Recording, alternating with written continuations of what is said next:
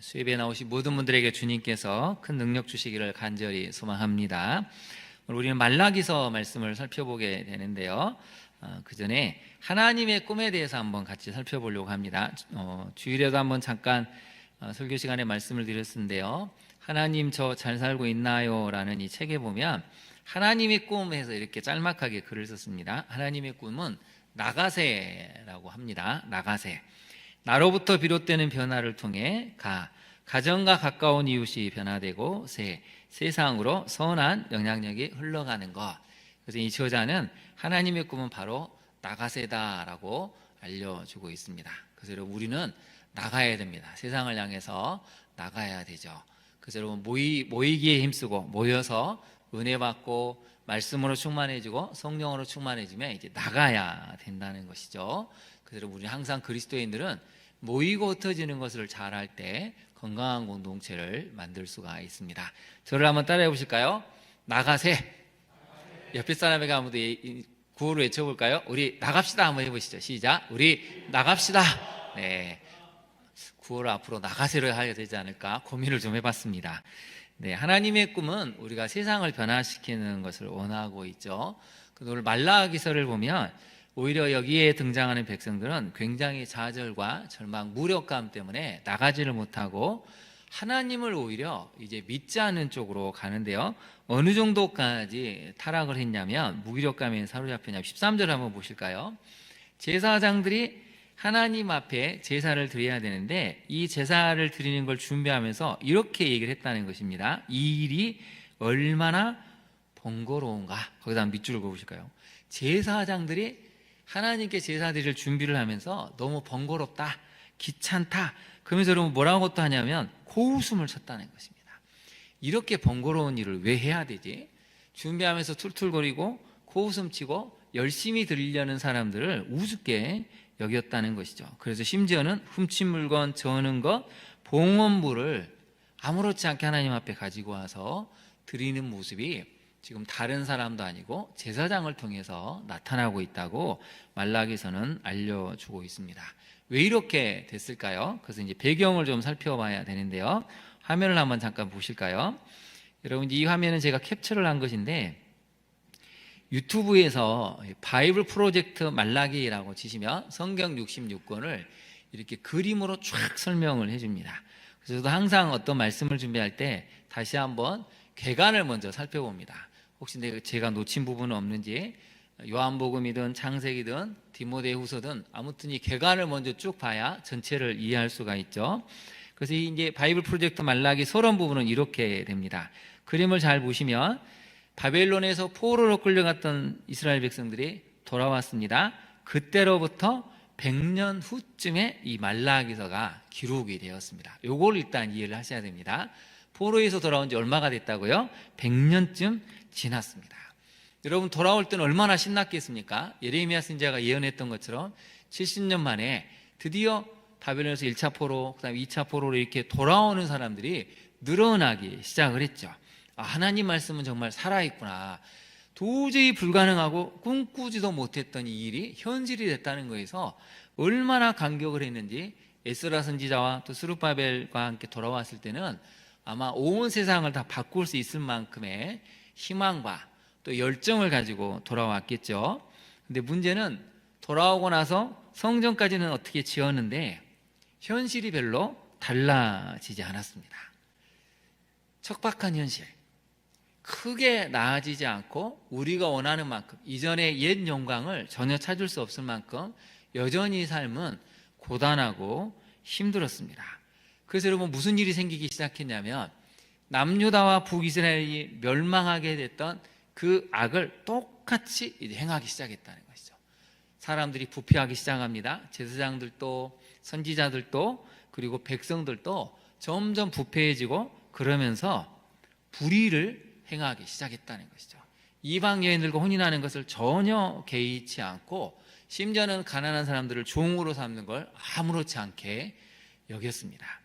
오늘 말라기서를 보면 특별히 하나님께 제사를 드릴 때도 병든 것, 저는 것, 그리고 정말 도저히 드릴 수 없는 것들을 가지고 와서 아무렇지 않게 드리는 그런 불의한 모습이 나타나게 됐다는 것이죠. 역사를 통해서 전혀 교훈을 받지 못하는 그 모습이 지금 말라기서에 너무나 잘 기록이 되어 있습니다. 그래서 말라기서는 크게 6가지 논쟁을 합니다. 하나님과 이스라엘 백성 사이에 논쟁을 하는데 한번 살펴볼까요? 우리가 다 살펴볼 수는 없지만 첫 번째는 하나님의 사랑에 대한 논쟁이 나옵니다. 하나님은 내가 너희를 사랑한다 했더니 이스라엘 백성 언제 우리를 사랑하셨습니까?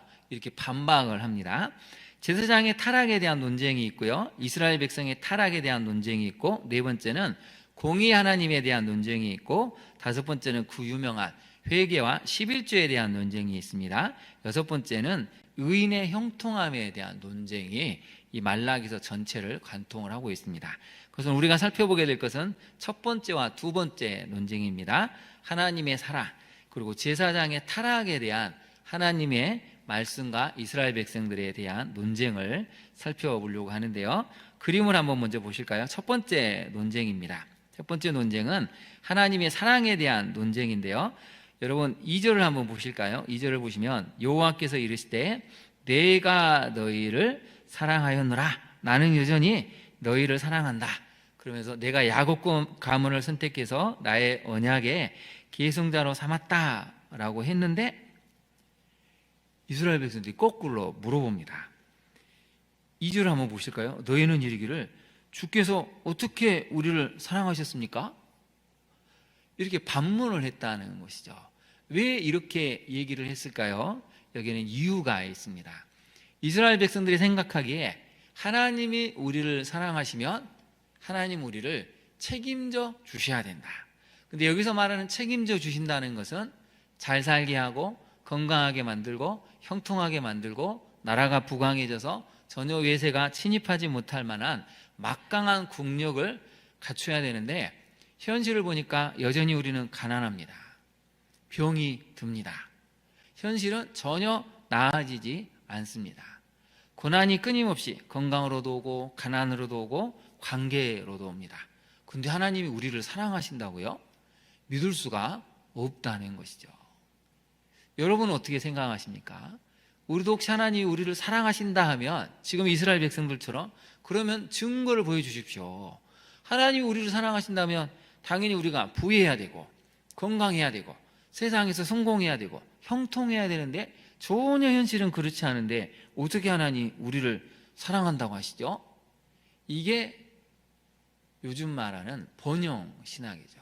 세속주의와 결합을 해버렸다는 것입니다. 이게 첫 번째 논쟁이고, 두 번째 논쟁을 한번 볼까요? 1장 6절부터 2장 9절까지가 나왔는데요.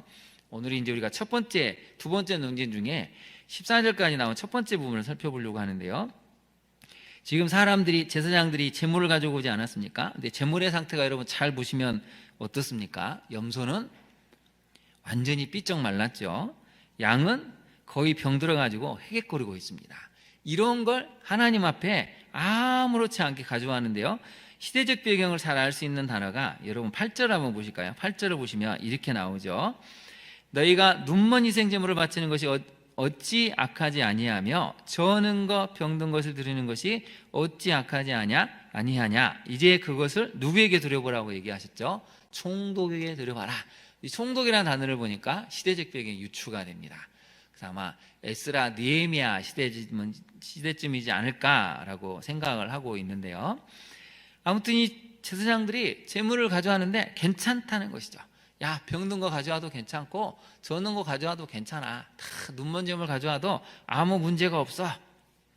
근데 하나님은 여기에 대해서 속상한 마음을 표현을 하시죠. 어떻게 너희들 그럴 수가 있느냐.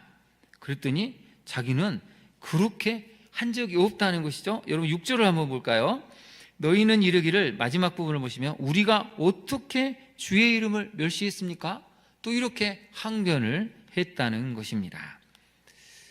하나님이 물어보면 이스라엘 백성은 잘못했습니다가 아니라 언제 그렇게 했죠? 하나님은 사랑한다고 하면 언제 하나님 우리를 사랑하십니까? 거꾸로 반문하고 믿지 못하겠다고 지금 항변을 하고 있습니다. 그래서 조금 어렵게 이제 번역이 된 부분이 있는데요. 한 두 군데를 살펴볼까요? 화면을 보시면 10절을 한번 보겠습니다. 10절을 보시면 만군의 여호와가 이르노라 너희가 내 제단이 헛되이 불사르지 못하게 하기 위하여 너희 중에 성전문을 닫을 자가 있었으면 좋겠도다. 여러분 거기다 밑줄을 그어보실까요? 너희 중에 성전문을 닫을 자가 있었으면 좋겠다. 아예 너희들이 이렇게 병든 것 저는 것 도저히 받아줄 수 없는 것을 가져오는 걸 보니까 내 마음이 너무 힘들어서 차라리 성전문을 딱 닫아버리고 아무도 안 왔으면 좋겠다라고 이렇게 말씀까지 하십니다.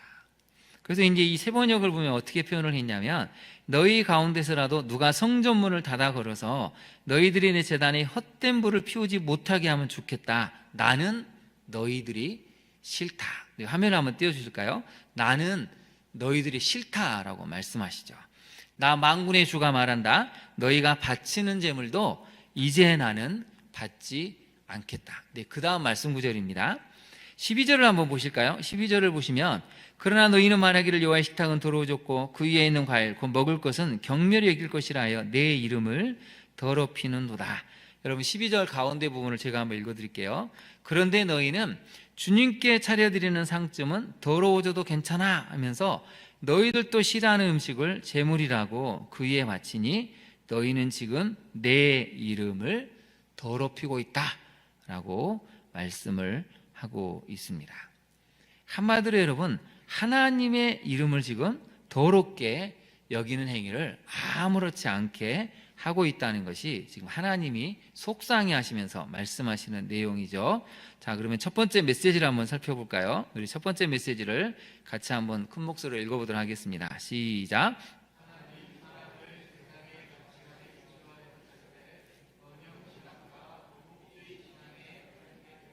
네, 여러분 하나님에 대한 사랑은 분명히 우리에게 오는데 이 하나님에 대한 사랑을 자꾸 뭘로 해석하냐면 세속적인 가치관에서 비추어 보기 시작하면 이게 이제 문제가 됩니다.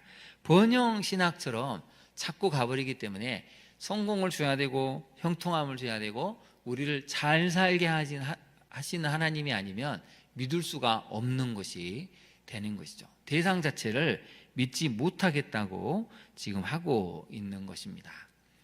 이스라엘 백성들의 입장에서 속상할 만하죠. 돌아왔는데 현실은 별로 나아지지 않고 우리가 꿈꾸던 미래는 별로 보이지 않으니 어떻게 이게 하나님이 과연 살아계신다고 할 수 있을까?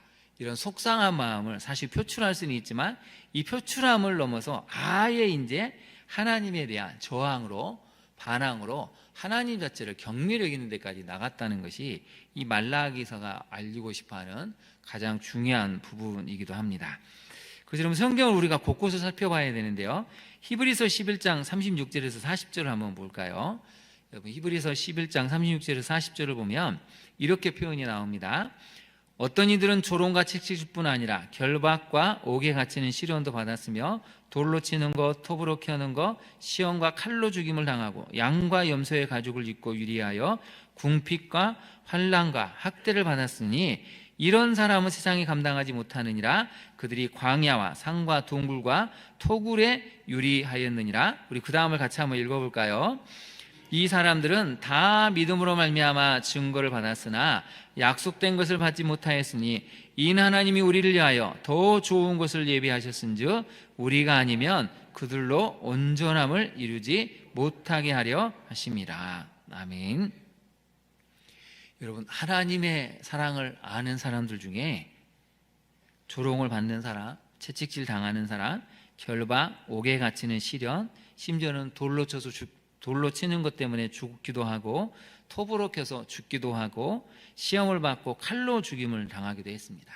궁핍과 환난과 학대를 받는 것을 두려워하지 않았습니다. 왜 그랬을까요? 하나님의 사랑이 너무 큰 걸 알았기 때문에 가난도 공공함도 문제가 되지 않았다는 것이죠. 그래서 여러분 신앙은 딱 두 갈래로 나눠집니다. 하나님의 사랑을 깊이 경험하면 내 상황 광이 어떠하든지 그 속에서 감사할 수 있고 기뻐할 수 있고 찬양할 수 있는 신앙으로 가고, 오늘 본문에 등장하는 이스라엘 백성들처럼 아니 하나님은 우리를 사랑하신다고 하는데 왜 이것도 안 주시고 저것도 안 주시고 오히려 세상 사람들은 더 잘 사는데 우리는 뭡니까? 라고 항의하고 항변하는 신앙으로 갈 수 있다는 것이죠. 그래서 히브리서 11장은 우리에게 알려줍니다. 진정한 신앙은 꼭 그렇게 되지 않아도 그 하나님 사랑 때문에 가난함도 박해도 공공함도 견뎌낼 수 있다는 것이죠. 여러분, 부모가 자식을 정말 사랑하면 가난도 이겨냅니다. 부모가 자식을 진정으로 사랑하는 걸 알면 그 어떤 환경에 있어도 자녀들은 부모의 사랑을 의심하지 않고 오히려 건강하게 자랄 수가 있습니다. 세상의 부모도 그런 사랑을 줄 수 있는데 우리가 하나님의 사랑을 알면 우리는 얼마나 그 사랑에 감격해서 살아가야 할까요? 그래서 2절을 다시 한번 볼까요? 2절을 보시면 하나님이 이렇게 분명히 말씀하시지 않습니까? 여호와께서 이르시되 내가 너희를 사랑하였노라 하나 너희는 이르기를 주께서 어떻게 우리를 사랑하셨나이까 하는도다. 나 여호와가 말하노라 에서는 야곱의 형이 아니냐 그러나 내가 야곱을 사랑하였다라고 말씀하시죠. 거기다 한번 밑줄을 그어 보실까요? 그러나 여기에다 메모를 하셨으면 좋겠습니다. 절대적인 주권 속에서 사랑할 수 없는 사람을 사랑하셨다는 것이죠. 물론 에서를 너무 지나치게 가혹하게 표현한 면이 있지만 여기서 강조하고 싶은 것은 인간적으로는 에서가 훨씬 더 뛰어나고 인물입니다. 야곱은 성공하기 위해서라면 형도 아버지도 속이고 끝없이 집착해서 자유롭지 못한 사람이죠. 근데 그런 야곱을 사랑하신 것은 하나님의 절대적인 주권이라는 것이죠. 마찬가지로 우리에게 하나님의 사랑이 주어질 만한 것이 하나도 없었는데 전적인 하나님의 사랑 때문에 우리가 이런 구원을 받을 수 있었다는 것입니다. 그래서 여러분 첫 번째 적용을 한번 살펴볼까요? 환경과 상황이 어떠하든지 나를 향한 하나님의 사랑은 한결같이 부어주고 있음을 여러분 믿습니까? 나를 향한 하나님의 사랑은 지금도 여전히 부어주고 있습니다. 우리는 의심하죠. 왜 내 형편은 나아지지 않을까?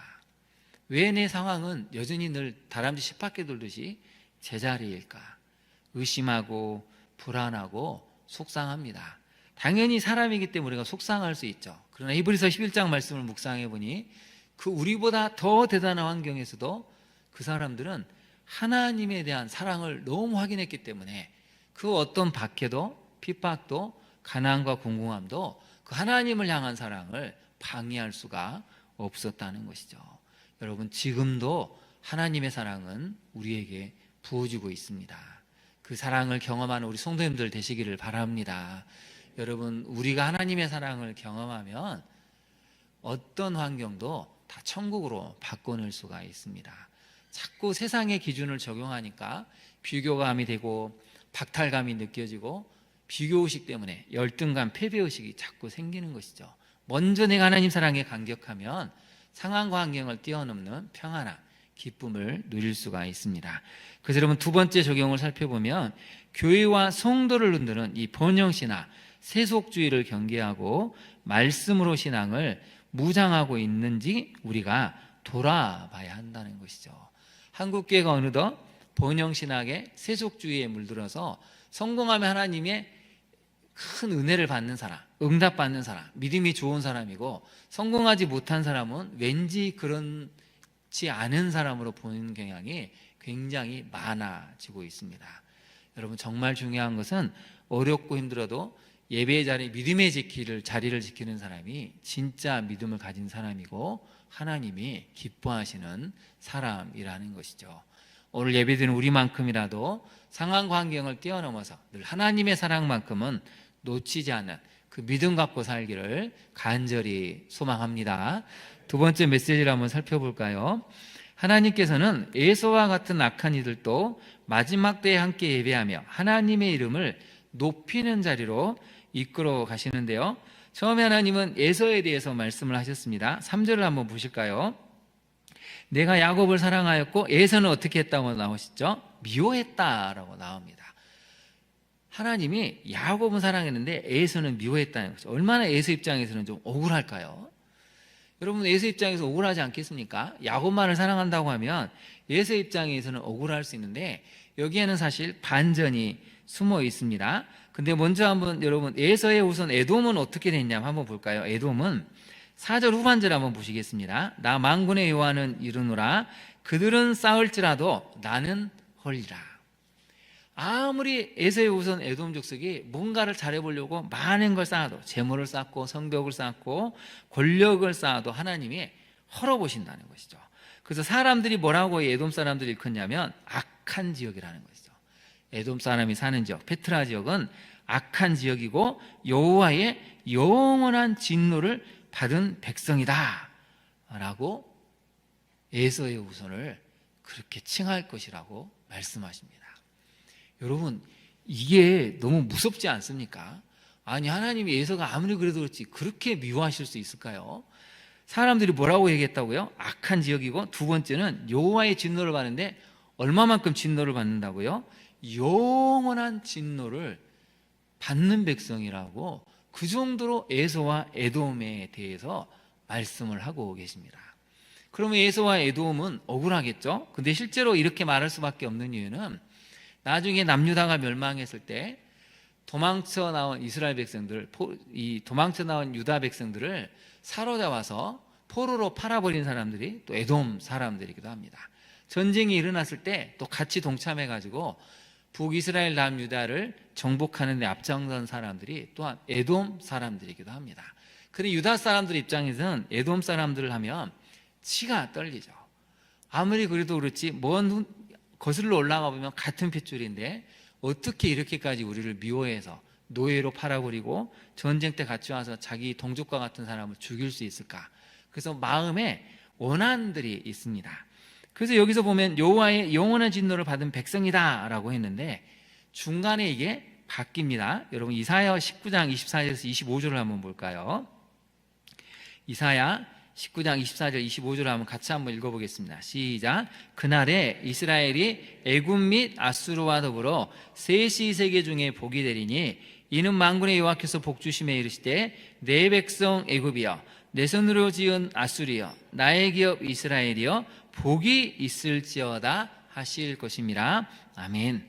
그날 마지막 하나님이 세계 열방을 회복시키는 날은 이스라엘과 애굽과 아수르가 세계 중에 복이 된다는 것입니다. 여러분, 아수르는 어떤 나라죠? 북이스라엘을 멸망시킨 나라고, 바벨론이 멸망시키기 전에 이스라엘 남유다를 쳐들어와서 엄청나게 상처를 준 민족, 세계에서 가장 잔인한 민족 중에 한 사람이 아수르 민족인데 돌이킬 수 없는 상처를 줬던 이 아수르가 어떻게 된다고 나옵니까? 세계 중에 복이 되도록 하나님이 아수르를 바꾸시겠다고 말씀을 하고 계십니다. 그래서 여러분, 오늘 본문을 보시면 11절을 이제 같이 한번 볼까요? 11절을 보시면 에돔에 대한 이야기가 여기서 반전이 되는데요. 만군의 여호와가 이르노라 해 뜨는 곳에서부터 해 지는 곳까지 이방 민족 중에서 내 이름이 크게 될 것이라. 그 다음 밑줄을 보실까요? 이방 민족 중에서 내 이름이 크게 될 것이라. 각 처에서 내 이름을 위하여 분향하며 깨끗한 제물을 드리리니 이는 내 이름이 누구 중에서 크게 된다고요? 이방 민족 중에서 크게 될 것이다 라고 선포하고 있습니다. 이스라엘이 영원한 진노를 받는 것 같은 이 에돔 족속도 마지막 때 하나님께서 그곳에서 하나님의 이름이 높임을 받을 수 있도록 그 지역을 변화시키고 그 사람들을 바꾸어 주신다는 것이죠. 적용을 한번 해볼까요, 여러분? 내 인생에 악을 향해서 해를 끼친 사람도 하나님께서 부르실 것을 믿습니까? 이게 굉장히 어려운 질문입니다. 내 인생에 씻을 수 없는 상처를 준 사람들, 내 인생에 너무 악을 행해서 도저히 이 사람만큼은 변하지 않으리라고 한 사람도 하나님께서 부르시고 회개시킬 수 있다는 것을 오늘 본문을 통해서 우리가 받아들여야 되는데, 정말 우리는 이것을 받아들일 수 있는가? 여기에 대한 답을 해봐야 된다는 것이죠. 그래서 여러분, 우리는 하나님의 주권, 하나님이 이런 아수르 같은 민족, 에돔 같은 민족도 변화시킨다면 하나님의 주권을 신뢰해서 복음을 전하는 일에 우리가 열심을 내고 있는지 한번 돌아봐야 한다는 것입니다. 여러분 인생에서 악을 행한 사람은 누구입니까? 여러분 인생에서 씻을 수 없는 상처를 준 그 사람은 누구이죠? 그 사람을 하나님께서 부르고 계시는 것을 믿는다면 지금 당장은 여러분 용서가 어렵더라도, 용서하기가 어렵다면 그걸 받아들이시면 되는데, 그러나 그 사람이 하나님의 구원을 얻을 수 있도록 기도해야 될 책임은 우리에게 있다는 것을 오늘 성경은 알려주고 있습니다. 세 번째 메시지를 한번 살펴볼까요? 같이 한번 읽어보겠습니다. 시작. 하나님을 쉽게 대하는 마음을 가질 때 공경함과 경외함, 존중함이 사라집니다. 여러분, 이제 이걸 우리가 많이 고민을 해봐야 됩니다. 사람과의 관계도 어떨까요? 저도 이제 목사님들하고 그런 얘기를 좀 잠깐 나누면서 제가 얘기를 했는데요. 편하다는 게 이 단어가 여러 가지 의미가 있습니다. 참 편해요 하는 것은 두 가지 방향성을 갖습니다. 첫 번째는 편하니까 쉽습니다. 쉬우니까 어떻게 하죠? 함부로 무시를 합니다. 아주 사람을 가볍게 여겨버리죠. 편하니까 쉬워서 이렇게 함부로 해도 돼. 그래서 대충 대하기도 하고 뭘 갖다 줄 때 그냥 이 정도는 괜찮지 않을까 하는 그런 편한 마음이 오히려 상대방을 무시하는 쪽으로 갈 수가 있고, 두 번째는 편하니까 더 잘해야 되겠구나. 편한 만큼 더 인격적으로 존중해서 마음을 다해서 관계하는 이 두 가지 방향성이 사람들에게 있습니다. 여러분은 어느 쪽이십니까? 편하니까 쉬워서 함부로 대하고 이렇게 해도 괜찮지 않을까 그쪽으로 가고 있습니까? 아니면 편하니까 더 잘해야 되겠구나, 마음을 다하고 인격을 다해서 존중하는 쪽으로 가고 있습니까? 여러분, 오늘 본문이 거기에 대한 이야기입니다. 한번 볼까요? 하나님이 뭐라고 말씀하시냐면 6절을 한번 보시죠. 하나님이 얼마나 속상하셨는지 이야기를 하십니다. 내 이름을 멸시하는 제사장들아. 거기다 밑줄을 보실까요? 하나님이 대놓고 말씀하시잖아요. 내 이름을 멸시하는 제사장들, 너희는 그러면 안 되지. 백성들은 몰라도 너희들은 절대 이러면 안 된다는 것입니다. 하나님을 직접 만나는 제사장들이 어떻게 내 이름을 멸시하느냐. 그래서 나 만군의 여호와가 너에게 이르기를 아들은 그 아버지를, 종은 그 주인을 공경하는데 내가 아버지일진데 나를 공경함이 어디 있느냐. 내가 주인일진데 나를 두려워함이 어디 있느냐. 거기다 한번 동그라미를 쳐보실까요? 공경함, 두려워함. 한마디로 말하면 존중함이 어디에 있느냐는 것이죠.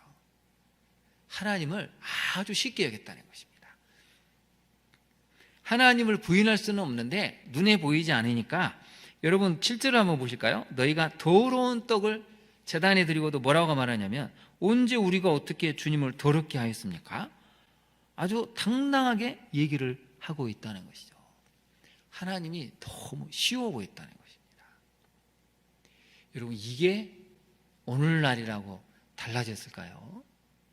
하나님을 정말 공경하고 두려워하면 여러분, 교회 안에 분열과 갈등은 있을 수가 없습니다.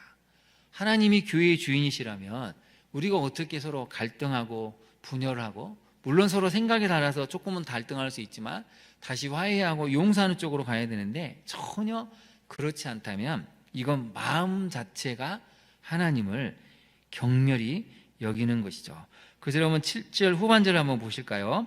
7절 후반절에 이렇게 얘기를 하시죠. 너희가 더러운 떡을 나의 제단에 드리고도 말하기를 우리가 어떻게 주를 더럽게 하였습니까? 하는도다. 이는 너희가 여호와의 식탁은 어떻게 여겼다고요? 경멸히 여겼다는 것입니다. 밑줄을 한번 보시죠. 경멸히 여겼다는 것입니다. 더러운 떡을 여러분 어떻게 상상해 가십니까? 제사장이 더러운 떡을 드렸다는 것은 여러 가지 의미가 있습니다. 말 그대로 곰팡이 나는 떡을 드렸다는 것이기도 하고, 불의하게 정말 남을 착취하고 착복하면서 그걸 그냥 하나님 주신 복이라고 하는 그런 돈 버는 과정 자체가 악한 것도 여기에 다 포함이 되고 있습니다. 그래서 하나님은 오늘 분명하게 원하고 계시죠. 제발 나를 좀 존중히 여겨달라. 너희가 나를 존중히 여기지 않으면 이방 민족이 이제 나를 존중히 여기게 될 거라고 하나님이 선언을 하고 계십니다.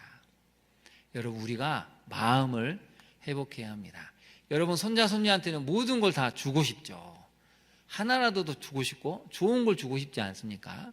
여러분, 그 마음만큼 우리가 하나님에 대해서 기쁨이 있고 섬기고자 하는 마음이 있고 정말 중심을 다해서 하나님을 사랑하는 마음으로 우리가 가고 있는지 돌아봐야 한다는 것이죠. 말라기서 1장 1절부터 14절까지는 이야기를 하고 있습니다. 하나님을 존중하지 않는 이 상황에 대해서 어떻게 우리가 바라봐야 되는가. 그래서 적용을 한번 해볼까요? 먼저 출애굽기 6장 9절 말씀을 한번 살펴보도록 하겠습니다. 출애굽기 6장 9절 같이 한번 읽어볼까요? 모세가 이와 같이 이스라엘 자손에게 전하나 그들이 마음의 상함과 가혹한 노역으로 말미암아 모세의 말을 듣지 아니하였더라. 여러분, 왜 이스라엘 백성들이 하나님의 말씀을 우습게 여기고 멸시했냐면 이 두 가지 이유 때문에 그러죠. 마음이 상하고 환경이 가혹하면 사실 하나님의 말씀이 잘 들어오지 않습니다. 이게 인간이 갖고 있는 연약함이라는 것을 성경은 알려주고 있죠. 그들이 마음이 상해지고 너무 환경이 이제 혹독해지니까 모세와 아론이 찾아와서 너희를 구원하실 것이다 해도 처음에는 기뻐했는데 상황이 계속 안 좋아지니까 이게 들을 수가 없었다는 것입니다. 지금 말라기가 나오는 이 시대적인 상황도 똑같다는 것이죠. 상황이 바뀌지 않고 환경이 너무 가혹하니까 마음이 상하고 하나님에 대해서 믿을 수가 없겠다라고 지금 이야기를 하고 있습니다. 여러분, 적용을 한번 해볼까요? 하나님을 쉽게 생각해서 대충 적당히 모양만 갖춘 채 예배하고 있지는 않습니까? 눈에 보이지 않는 하나님을 우리는 너무 쉽게 생각하고 함부로 대하는 것 같습니다. 여러분, 그러면 하나님이 마음이 상하신다고 오늘 본문을 통해서 계속해서 말씀하고 계시죠. 두 번째, 우리 같이 한번 읽어볼까요? 시작. 하나님께서 성전문을 우리 때문에 열고 싶어 하실 정도로 예배를 신령과 진정으로 드리고 있습니까? 저번에 나온 말씀드렸지만 저희 할머님은 항상 주일 예배 전이면 토요일 날 부르셔서 꼬깃꼬깃한 이 지폐를 하나 꺼내서 저보고 다리미로 다리라고 합니다. 어떤 분들은 뭐 그게 미신이 아니냐 막 비난할 수 있지만 저는 거기서 뭘 느꼈냐면 마음을 느꼈습니다. 하나님께 정말 좋은 것을 드리고 싶어하는 마음, 하나님을 향해서 얼마 안 되는 돈이지만 정말 새것 같은 마음으로 이걸 좀 받으셨으면 좋겠다는 그 마음이 요즘은 점점 사라져 가는 것 같습니다.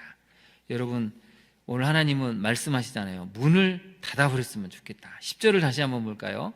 너희가 내 제단 위에 헛되이 불사르지 못하게 하기 위하여 너희 중에 성전문을 닫을 자가 있었으면 좋겠다. 아예 문을 닫아서 아예 예배 자체를 들어오지 못하게 막아버렸으면 좋겠다. 이렇게 병든 것, 저는 것, 하나님을 우습게 여기고 쉽게 여기는 너희들의 모습을 내가 정말 받아들이기가 너무너무 어렵다고 말씀하고 계시죠. 그래서 그럼 14절 한번 볼까요? 14절은 더 큰 얘기가 나오는데요. 이렇게 흠이 있는 것으로 속여서 내게 드리는 자는 무엇을 받는다고 나와 있습니까? 저주를 받을 것이다 라고 말씀하고 계십니다. 여러분, 우리는 반대로 가야겠죠. 하나님이 나 때문에 이 성전문을 정말 열고 싶어 하실 정도로 신령과 진정으로 매일 드리는 예배, 정말 주일 예배 때만큼은 신령과 진정으로 하나님께 예배 드리기 때문에 하나님께서 문을 활짝 여셔서 모두가 들어오게 하는, 복 주시고 싶어하는 그런 예배의 자리, 하나님을 찬양하는 자리로 하나님이 모든 백성들을 맞이하고 싶어 한다는 것입니다. 오늘 예배드리는 우리 때문에 하나님이 우리 광야중간길 문을 더 활짝 여시고 많은 영혼들이 들어오고 구원의 역사를 만들어내는 그 모습을 하나님은 꿈꾸고 계십니다. 여기 우리 모두가 그런 마음을 가지고 앞으로 모든 예배에 신령과 진정으로 예배를 드릴 수 있기를 진심으로 축원합니다. 우리 옆에 분에게 한번 마지막으로 인사를 해보실까요? 당신 때문에 하나님께서 성전의 문을 열고 싶어 하십니다. 한번 인사해 보실까요? 시작. 당신 때문에 하나님께서 성전의 문을 열고 싶어 하십니다. 아멘. 우리 시간 함께 기도하겠습니다. 오늘 주신 말씀을 생각하고, 하나님, 우리가 세상의 그런 가치관이 아닌 번영신화 기복주의 신앙이 아닌 힘들고 어려워도 하나님의 사랑 때문에 감격해서 끝까지 갈 수 있는 믿음을 갖게 해달라고, 또 무엇보다도 하나님을 너무 쉽게 대해서 우습게 여겨서 공경함과 경외함, 존중함이 사라지는 예배를 드리고 있지 않은지 주님 우리를 불쌍히 여기셔서 다시 한번 신령과 진정으로 예배드려서 우리 광양중앙교회는 하나님이 예배의 문을 활짝 여셔서 많은 영혼이 들어오고 구원받을 수 있는, 예배가 살아나는 교회, 하나님의 이름이 높아지는 교회, 하나님이 역사하실 수밖에 없는 그런 광양중앙교회 또 이 땅의 한국교회가 되게 해달라고 우리 시간 간절한 마음을 담아 기도하며 나아가겠습니다.